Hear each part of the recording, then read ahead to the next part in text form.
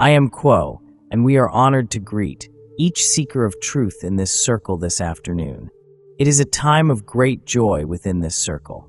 The love of the Creator circulates around through each heart and seeks to know more about itself through your spiritual journeys. One of the ways that we can help you know more about your spiritual journeys is to take questions that will speak to a facet of your journey, the jewel of your journey that is unique to you. At this time, we would ask if there is a question to which we may respond. Yes, Quo, there is a question. It is tempting to believe that as negative and hopeless as our third density illusion may appear in space-time, it is just as positive and hopeful in time-space.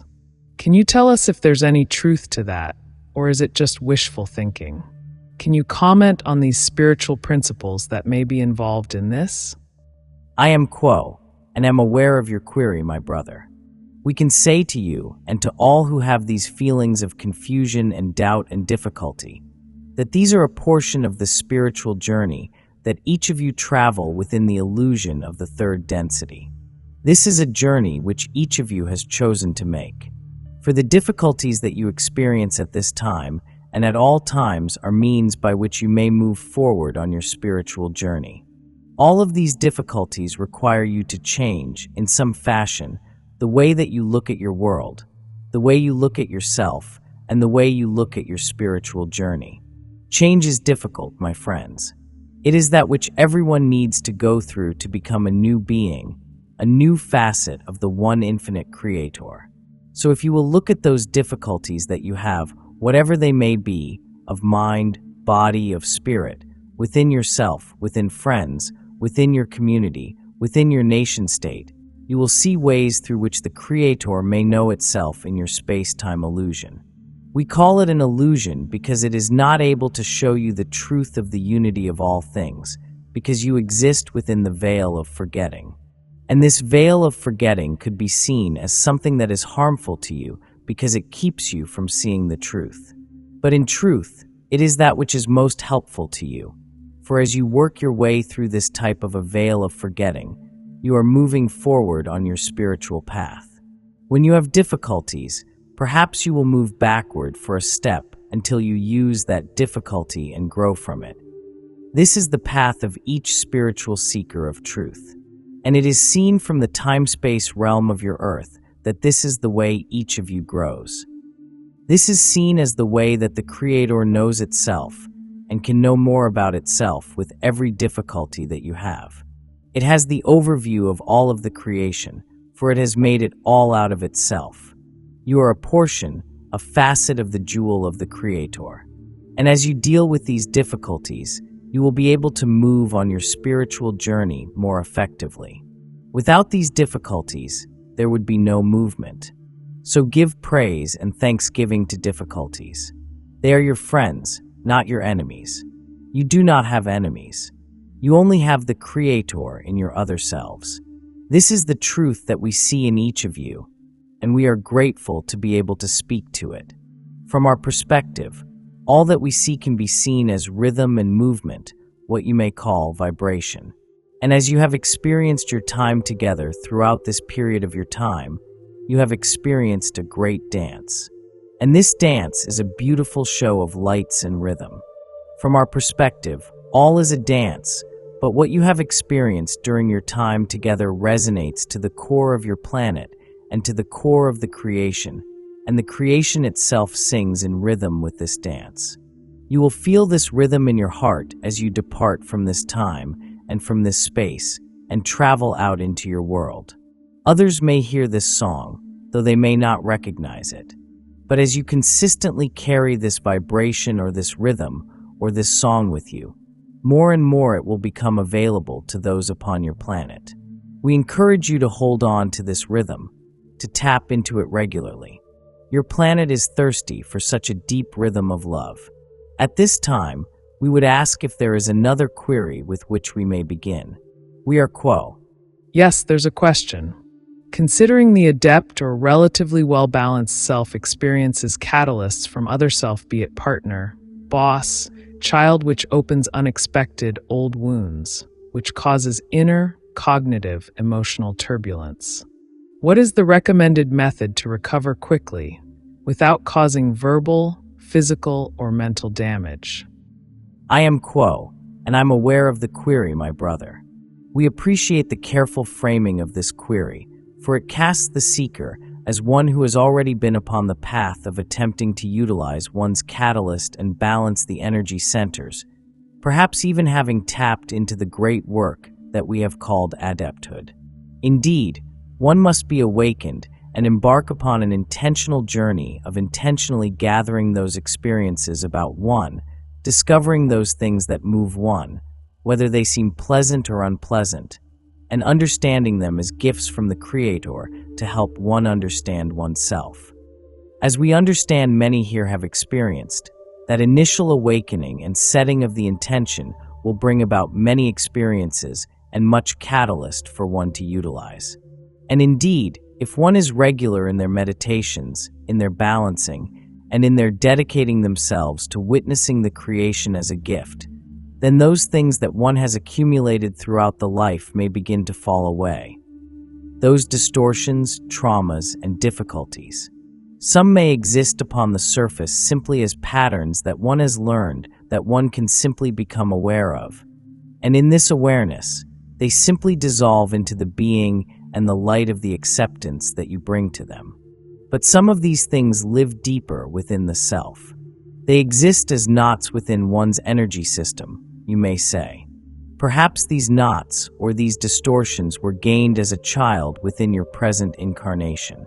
Or perhaps you brought them with you into this incarnation with the intention that you may experience a lifetime that allows you to explore these distortions in different ways with the sincere hope that, as you recognize the nature of your journey and awaken to your true being, you can work with these deep catalysts, these deep distortions, and dance with them, though difficult that dance may seem at any given moment. We understand that this question is attempting to get at those deep catalysts and those deep distortions. We would emphasize, as we typically do, the initial step, which is assumed has already been taken in this question, of a regular meditation practice. This is essential in order to understand one's own nature, to understand the nature of catalyst as a gift from the Creator, and how these gifts allow one to balance one's own being, one's own energies, so that the flow of love becomes more regular and crystallized through the being. As one allows those more surface level or shallow catalysts to dissolve into that love, and one discovers those deeper catalysts, the nature of this meditation practice will necessarily change. You will need to focus more upon the witness inside of you that sees the personality shell, as we have called it, in which these distortions exist, the thing that watches that personality shell. You can abide within this witness in any moment, and when your personality shell reacts to any particular situation, instead of allowing it to move the body, to generate heat in the words, to lash out, that witness may instead simply allow this wave of intensity, this wave of heat, to flow through one. And it is important that as you cultivate this witness, and you experience these difficulties that trigger these deep distortions, that you do not simply ignore what happened. Though your body and your words remained calm and still as you witness them, that you still move forward into your regular meditation practice and bring that catalyst with you. Though you may not have lashed out and hurt somebody, you still have a reaction within your being, and that reaction itself is that gift from the Creator, that reflection attempting to show you to yourself, to show you your true nature as the one infinite Creator, to allow you to seek love where it was difficult to find. And as you continue to do this, you will require patience in order to unpack these deep distortions. They are deep because they are complex, because they have tangled something deep within your being, because they have resulted in some incredible pain or difficulty. We would also speak upon the nature of once one has reached this point, but still finds oneself lashing out and potentially causing pain. This is an important aspect of this process. You came to this planet and accepted the veil of forgetting so that you could experience separation, so that you could trick yourself with the illusion and have the opportunity to do such things as lash out, to cause pain. If the potential for you to hurt another were not present, then the gift of this density would not be nearly as palpable, would not be nearly as potent. Thus it is no mistake, it is no surprise, that even those who dedicate themselves to love, who wish, with all of their being, to only shine the love and the light of the one infinite Creator, will stumble, will, as you may say, make mistakes. But we do not view these things as mistakes, though you may, in your reactions, cause some pain or create some distortion. This presents an opportunity. Not just an opportunity to utilize this experience as a reflection, to understand more of your own heart and your own mind, but to bring restoration to that which was harmed. This is not a dance that you do alone.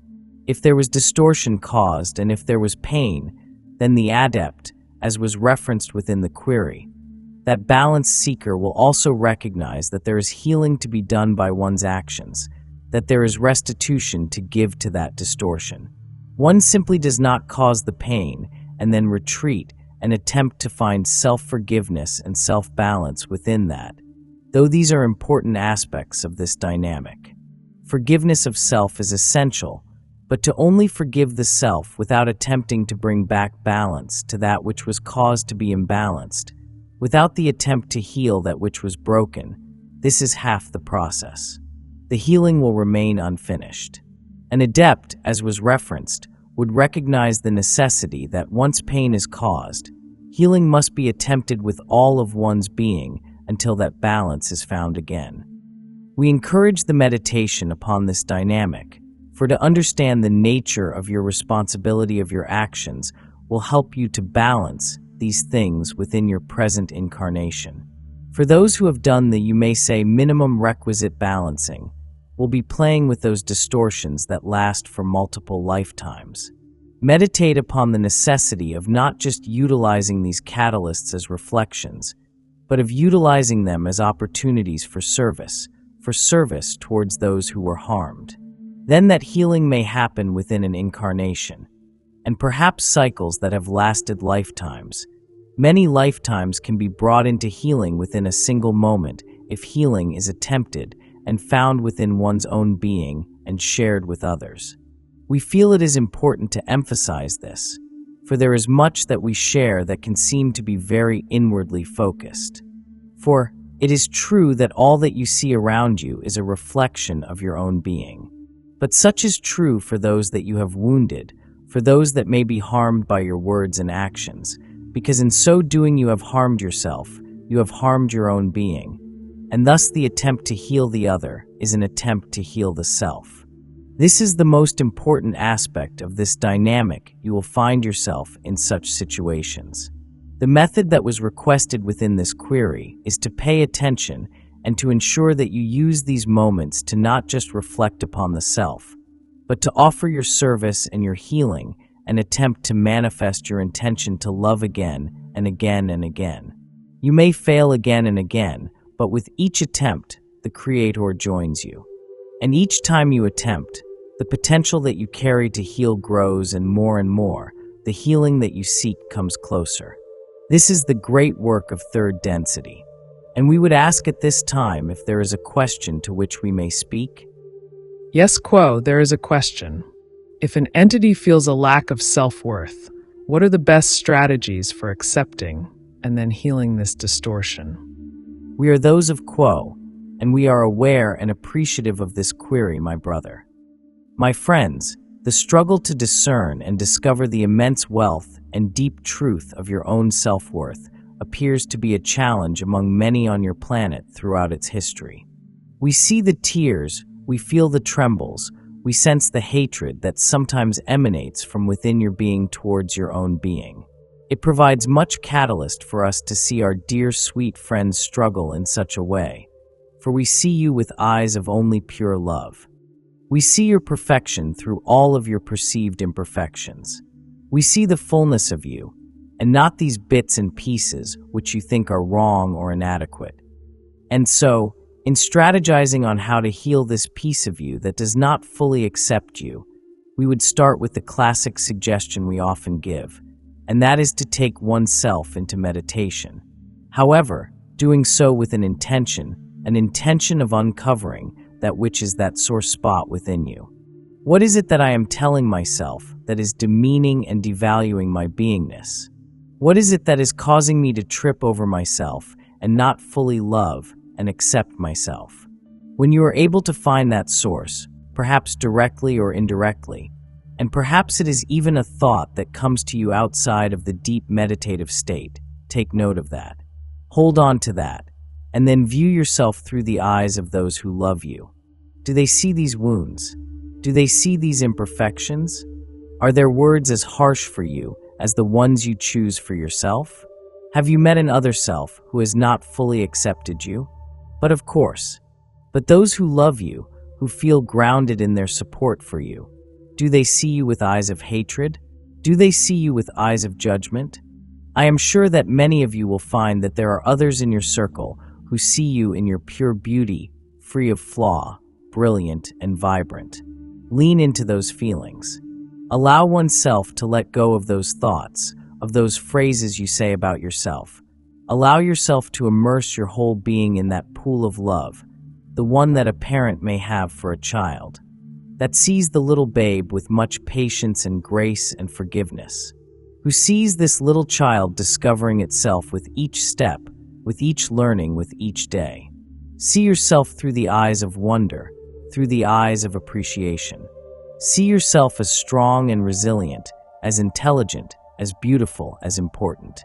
And when you are able, and this will take time, to wade into those waters, you may begin to feel those strictures that bind you to this narrative that is hurtful become less strong, less moored to a reality that you are creating. And instead, you may feel yourself floating to the surface, feeling less weighed down by this negative talk. You may see yourself as weightless, as without obstacle. We understand that perhaps self-worth may be translated in the way you feel about your physical being. But my friend, has your physical body not given you so much to be here to experience pain, pleasure, joy, excitement? Perhaps that which you decide or determine to be lacking is your intellectual capabilities. My friend, has your thoughts or your brain not provided you great insight into things other than your own self-worth? Has it not guided you in decisions that you make? Has it not also provided you questions that help you understand yourself more fully? At the very least, my friends, it continues to help you breathe. It continues to tell you that you need to eat. It works in a beautiful dynamic with your body to make sure that your incarnation here is sustainable for as long as it needs to be. And perhaps the issue of your self-worth is rooted within your heart. Ultimately, that is where the root of all self-worth issues resides. Perhaps you feel that you are not lovable, that you are damaged goods, that you have wronged in the past and therefore are damned, that you are uninteresting. My friends, none of those things are true. You are intentional. Every atom of your being is intentional. Every step up, step down, fall, tumble, peak you climb. Those all inform your being of your perfection, many being pre-planned, and each step being so beautiful, even in pain and strife, because they continue you along your journey to the One, for that is the only direction that ultimately your soul can go. Embrace yourself, knowing that the Creator does not make mistakes. Would you view yourself as a mistake? Do you view the beautiful trees at this venue a mistake? Do you view the divine connections you're finding here a mistake? You are a part of that. You are inherent to that. You are co-creating that because you are that. You are the Creator, and the Creator knows its worth, and it is boundless. My friends, please take time in your day to honor and cherish that, not in an egoic way, but in a genuine acceptance that you are divine. By your very nature, it is your birthright to be the Creator, to experience itself and rest in that space, knowing that all is well. Begin to feel your heart open to the reality of this illusion, that it is just that these things that demean you and tell you that you are not worthy are all a part of this game that we play to fully understand ourselves as something greater than this body and this mind and this heart. Trust this process, my friends. Trust your purity, Trust your intentionality. And in that walk forward, you will begin to see the light take hold, the shadow creeps back. You begin to walk along this path that becomes more clear and more radiant. You feel more sure-footed in yourself, in your decisions, in your intuition, in your worthiness. We understand that this is a mission most challenging. We have such immense inspiration that wells within us knowing that you are undertaking this. It is not for the foolhardy, but my friends, you are strong enough to take this on. We have faith in you, and we hope that you have faith in yourself, because we love you. The Creator loves you. You are love. And is there anything possibly wrong with love? Of course not. It is perfection. See yourself as that perfection, knowing that, of course, there will be times where you are not your perfect self. That is the beauty of the journey. It is the act of forgiveness, of learning and discovery, of growing and continuing forward with an open heart, an open mind, open ears, and open arms. And as you may imagine, it is with our great pleasure that we may be with you through this particular prism of the one creator of this instrument, who, as with any instrument, allows us to offer a slightly different flavor and angle of approach that we may offer our humble thoughts in response to your queries with the acknowledgement that yours is the path to walk. We strive to be of service in every way possible within our limits. We await at the ready for your asking that we may join your meditations, that we may beam you love and consolation and illumination when you find yourselves in the shadow lands of darkness and pain and cry out for help. Our friends, we are always there. We are always with you. You have but to ask. And you need not be so sensitive that you even perceive our help. If you will but trust that it is there, it is there. We also, once again, wish to wrap our metaphysical arms around you in your experience of being a unified sacred circle of seeking in your time together this weekend. You have the power to create this magic wherever you may choose, within certain limits, to seek together upon this planet. But that you have chosen this place on Earth is of an enhancing and deepening nature. For these hills and these blades of grass, and these trees and the dirt and gravel beneath your feet, and indeed, the buildings themselves rejoice with your presence. For this is a place imbued for many of your years with ceremony, with festivity, with love, and it has attracted, as places upon planet Earth of this nature do, many beings of light who dance with you as do the devas of nature and the spren, as this instrument knows it through the book that he is reading, one of joy and song and community. And we see that during these cycles together, you have been not only in the sun of your sun body, but in the sunlight of companionship. At this time, we would ask if there is a query to which we may respond. We are those of Quo. Yes, there is a query, and thank you so much, Quo, for being here with us. How can one best manage the will to seek self-realization of intelligent infinity with the demands and responsibilities of daily earthly life? Especially since the will for this seeking activates the need to release attachments. We are those of Quo, and have received and appreciate this query, our brother. And we express both appreciation and empathy and support, as you third-density beings who have awoken this flame within you to seek the truth must invariably contend with the constraints, as you may see it, of your space-time environment and your incarnations. This dynamic which you describe is not uncommon among spiritual seekers. It is a friction that many feel when they feel that calling beckoning from within for higher understanding, for deeper realization, for expanded awareness, and for more powerful service contrasted against a feeling of being saddled by the necessity to pay the bills, to report to work, to care for the home and repair the appliances, of feeling the hassles of being pulled in multiple directions, seemingly simultaneously, of finding one's energy depleted with the attempt to just keep up with the demands of the day, of the many social commitments and the caretaker commitments along with the commitments to community and so forth. When one wishes to spend more time engaging the gears of the spiritual journey as that may appear to the self, be that the meditation, the reading, the being in nature, the Blu-ray collaborative exercise of penetrating the illusion in mutual support and discussion, and any other spiritual discipline which calls to one. It can seem like the responsibilities, as you have named them, are somehow in the way of the higher calling and the higher quest, as if one is chained even, and it may seem dispiriting. It may feel like one shall not progress as one would like to do. And while there may be something to be said about prioritizing responsibilities, about exercising discernment in selecting which responsibility to which one will give their energy, and from which responsibility one will withdraw their energy, and so forth, we would instead first counsel the questioner, and any who may contemplate such a dynamic, to consider the function of perception. For inherent in this question is a perception of seemingly mutually opposed desires.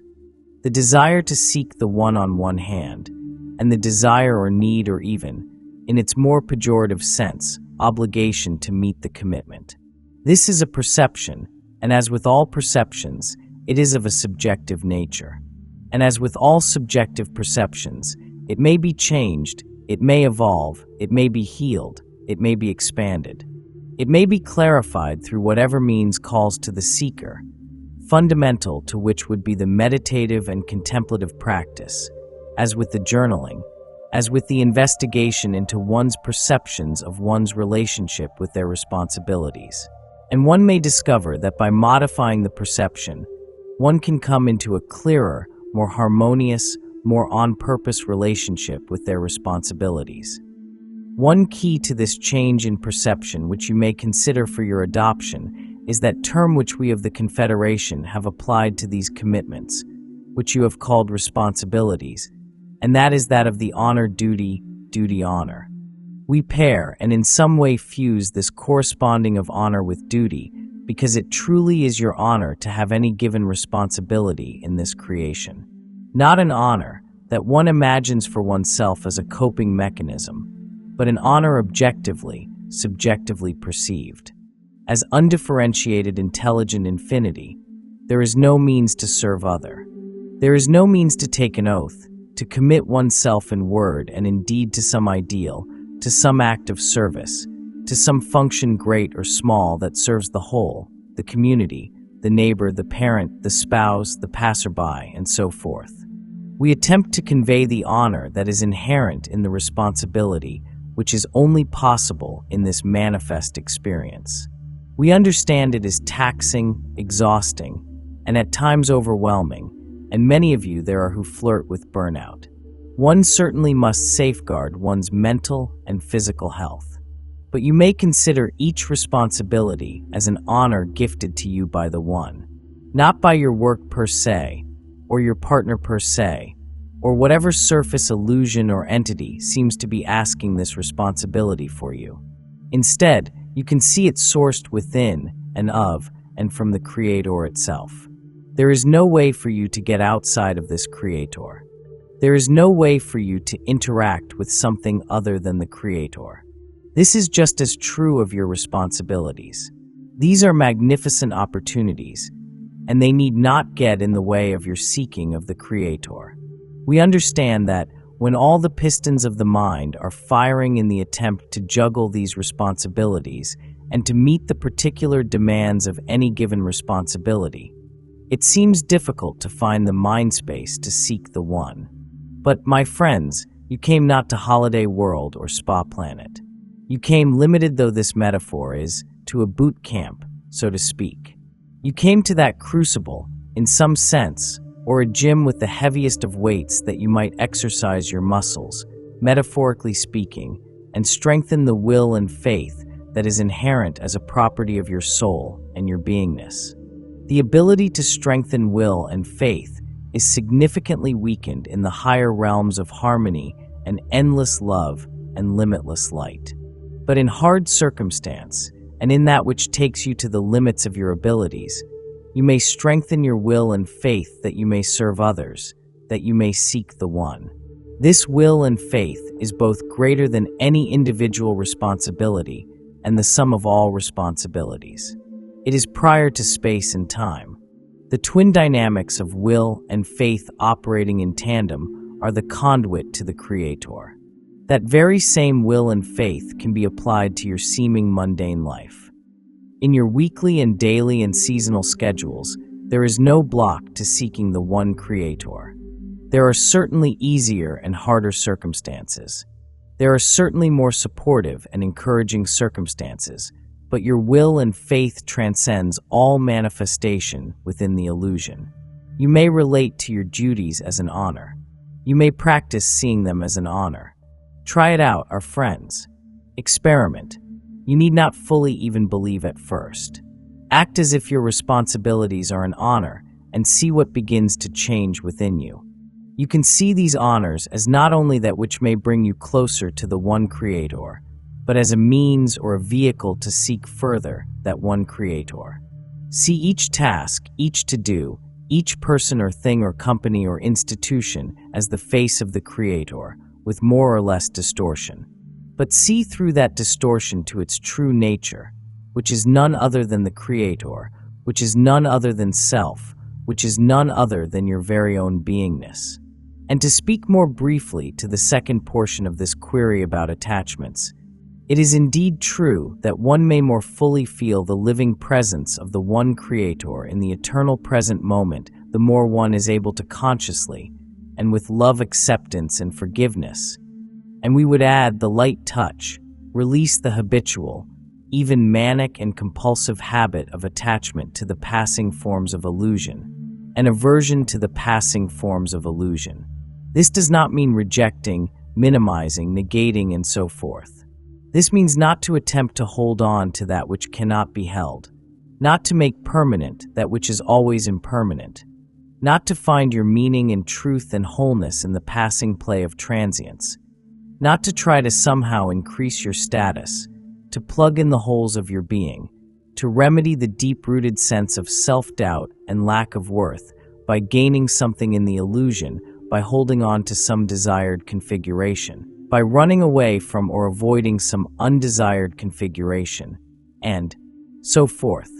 Again, one may need to say no, one may need to make a choice to pursue something, to not pursue something, to place a boundary, and so forth.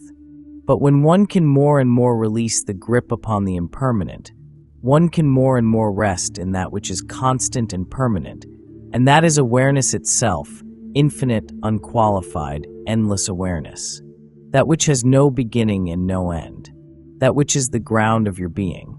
That which is looking out through your eyes right now, but which goes unrecognized by the conscious mind due to this function of attachment to and aversion of the illusion. So, yes, as the entity evolves and accelerates their journey, they will more and more open the space that grace may come into their being, that they may relax their grip and release attachment and allow the world to be as it is, loving what is, accepting what is. In that process, certain honor duties may indeed fall away. But this is not, again, to free oneself in order to put up the feet and interlace the hands behind the head and light the cigar or diversion of choice and declare job well done.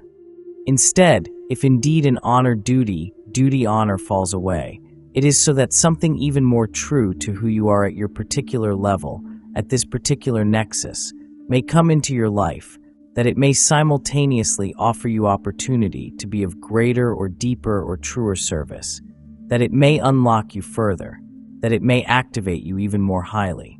Consider, if you will, the path your life experience complex has taken. Consider the coincidences and odd circumstances by which one thing flowed to the next. Each entity will receive the opportunity that each needs. As those of Ra have counseled, consider this well. The responsibilities that are on your plate now are part of this same cosmic, inexorable function. You, right now, are receiving the opportunity that you need. And as you do your work in consciousness, and raise your vibration, and open your heart, and integrate and become a more whole being, then and through this process you will have new opportunity. It is the way the universe works. There is no other way about it.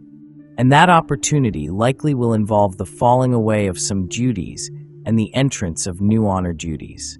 And as you have learned to do, You may pursue these new honors and duties with a full heart, with a disciplined attention that has learned to gripe less about that which you have been gifted, and instead incline toward offering praise and thanksgiving, even when difficult, for the opportunity that the one Creator, which is to say that your deepest, most truest self, has gifted you. We would thank all of the instruments for allowing us to speak the words in answer to the queries that have been asked of us. Those questions are most impressive and inspiring as they are, that which gives this group the feeling of unity, the feeling of being a social memory complex that can now go out into the world, sharing more information that they have gathered here with those about them, as seeds that each may see grow into more understanding, in those about them of the one Creator that exists in all things. You are those who have set aflame the love and light of the Creator tonight, and it is reaching into the high heavens and is rejoicing with the angels, the beings in the higher densities, and the one Creator itself. We thank you for being the one Creator, for looking to each other's eyes and seeing that Creator there, for looking everywhere and seeing that Creator there. We would leave you at this time in the love and light of the one infinite Creator, Adonai Vasu Baragas.